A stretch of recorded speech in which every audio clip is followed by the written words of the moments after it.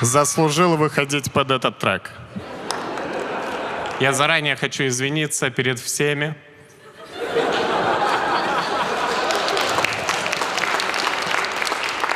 Кто собирается обидеться или оскорбиться, потому что бывали случаи.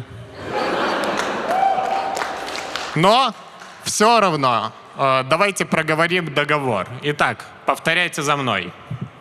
Я знаю, что все сказанное со сцены не является призывом или серьезным заявлением, а всего лишь шутка, может быть, не смешная. Подпись. Ну что, теперь, когда мы обезопасили меня, я могу начать свою историю. Я хочу вам рассказать историю, которая очень важна для меня. Я расскажу вам историю одного документа. Историю о том, как я потерял вид на жительство Российской Федерации.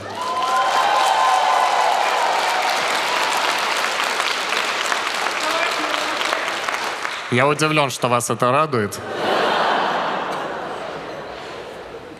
Все началось с того, что я приехал из Беларуси в Россию, как оказалось, в последний раз. И меня на перроне встретили двое мужчин в гражданском, похожие на бандитов. Они представились, это были сотрудники Центра противодействию экстремизму. С ними были трое полицейских, и они меня сразу отвели в кабинет отдельный, и там были только они и я в запертом кабинете. Я оглянулся и немного расслабился, когда увидел, что в кабинете нет швабры и растительного масла. Вечер уже будет не таким плохим, каким мог бы быть. Один из сотрудников взял мой паспорт, и я вспомнил этих друзей, знаете, этих друзей, которые говорят, полицейский не имеет права брать в руки твой документ. Но я подумал, если бы я ему сказал об этом, в этих условиях, они бы меня выебали пальцами без швабры. Они как-то повернуты на этой теме в органах.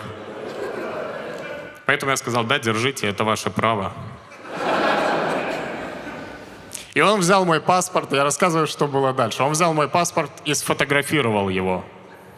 Я спрашиваю, а зачем вы его сфотографировали? И он сказал, чтобы проверить данные. И дальше он взял мой паспорт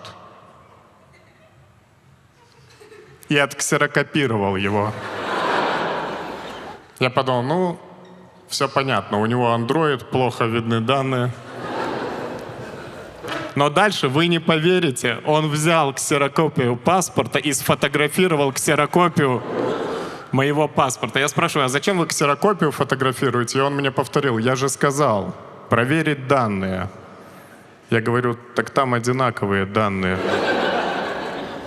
И они меня отпустили, и когда я уходил, они мне сказали, не хулигань.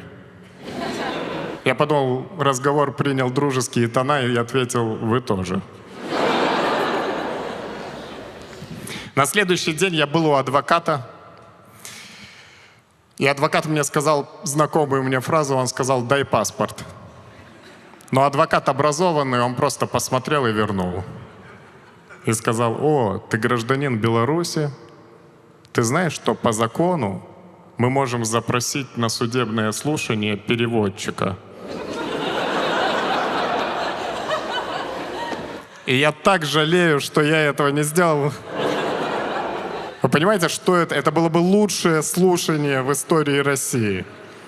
Вы просто представьте себе это. Судья говорит, встать, суд идет. Я не разумею, что я накажу. И она такая, ладно, переведите. И переводчик, устать, суд иди. И я такой, устать, суд иди. А это я не разумею, что я накажу. Дякуй. Но адвокат образованный, он мне сразу сказал, ты должен знать, у нас 0 шансов. Я подумал, действительно, у них на меня слишком много всего есть. У них даже есть ксерокопии фотографий, ксерокопии моего паспорта. Конечно, у меня 0 шансов. Но да, адвокат имел в виду, что в СМИ развернулась неестественная кампания против меня, и это все выглядит как заказное дело. И действительно, на меня начали ходить. У меня оставалось до суда еще 5 концертов. Были одни из лучших моих концертов. И на мои концерты ходили сотрудники РЕН-ТВ.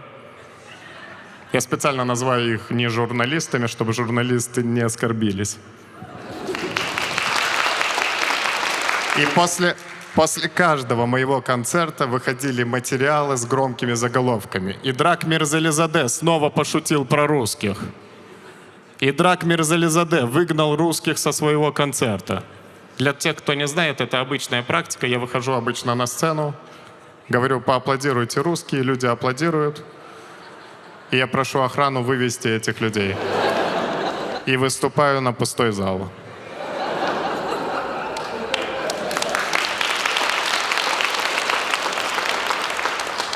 На суд я шел без всяких иллюзий, потому что я говорю, у меня адвокат-профессионал. Он мне сразу сказал, на суд бери с собой рюкзак с вещами. Обожаю своего адвоката. Поэтому я не удивился, когда мне присудили 10 суток. Меня конвоировали, и все, кто мне повстречались на пути, были прекрасные люди. Даже полицейские, добрые, молодые. Полицейский, который меня конвоировал, встретил меня словами: «Я пока смотрел твой Инстаграм, офигеть! На тебя подписан скриптонит. Респект». Я подумал, о, круто. И он отвез меня в спецприемник. В моей камере было 6 человек, были ребята, все были русские ребята, и все были добрые. Это были Сережа, Дима, Гриша, Володя, Саша. Всех помню, потому что мы подружились, но началось немного неловко, потому что мы рассказывали, кто за что сидит. Я спросил, за что вы сидите, и они говорят, ну мы почти все за вождение в нетрезвом виде. А ты? Я говорю, за разжигание межнациональной розни.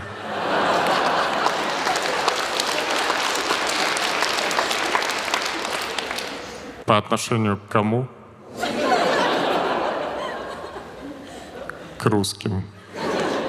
И они так угорать начали, потому что мне досталась последняя свободная койка, и возле нее карандашиком было написано «Слава Руси».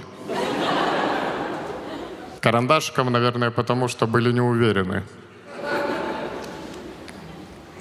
Мне было комфортно проводить эти 10 дней, компания была потрясающая.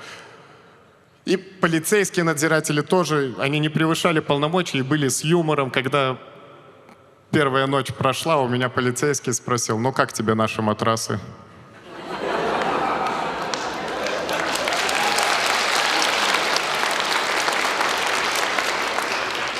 А когда завели еще одного парня, Пашу, на 3 суток всего, у него полицейский спросил, за что тебя? И тот говорит, за тонировку.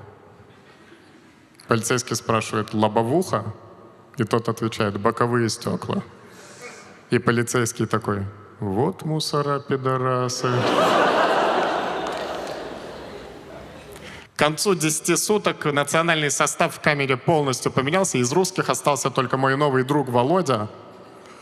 Были 3 киргизов, 2 белорусов и я, 3-й белорус.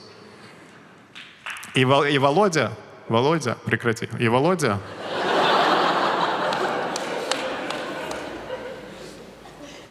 начал уже угорать с этого, что он последний русский в камере. И когда к нам завели последнего парня, высокого чернокожего парня, Володя пошутил, он спросил, ну ты-то хоть русский? И тот ответил, нет, я армянин, Карен, очень приятно. Он действительно был армянин, классный парень. Эти 10 суток прошли замечательно, и когда я вышел, я узнал, что в ТикТоке развернулась крутая кампания в поддержку меня, но меня она ни капли не обрадовала, потому что я знаю, что в ТикТоке также развернулась кампания в поддержку казанского стрелка. А ты им пофиг, кого поддерживать. Насрать на уровень преступления. Человек убил людей, и тут просто человек пошутил. Мне кажется, они определяют, кого поддерживать по улыбке. О, у него милая улыбка. И я вышел, и я сразу уехал отдыхать. Я уехал отдыхать в Турцию. И когда я был в Турции, мне позвонил адвокат, мой любимый адвокат, и сказал: МВД отдельным приказом объявило тебя пожизненно нежелательным на территории Российской Федерации. И дальше он продолжил и сказал: я подам иск, но у нас 0 шансов. Мой адвокат профессионал, он опытный. Больше всего мне было жалко, потому что кроме того, что меня объявили пожизненно нежелательным, мне аннулировали мой любимый вид на жительство Российской Федерации. И мне так было грустно, потому что я 3 года пытался получить этот вид на жительство.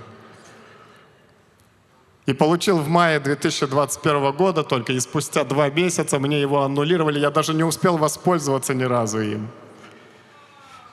Я решил воспользоваться им сейчас. Вот что я придумал. Я решил, что я продаю свой вид на жительство Российской Федерации как NFT. Его может купить любой желающий. Я поставлю цену 10 эфиров, это больше 40 тысяч долларов. Но вы можете предлагать любую сумму, хоть 50 долларов, если это будет максимальная, которую предложат, я продам за 50 долларов. И я обещаю, что цена на этот NFT, вид на жительство, вырастет к тому моменту, когда я вернусь в Россию. А я точно знаю, что вернусь, пусть через 100 веков. Потому что я позвонил адвокату и спросил, я когда-нибудь вернусь? И он ничего не ответил.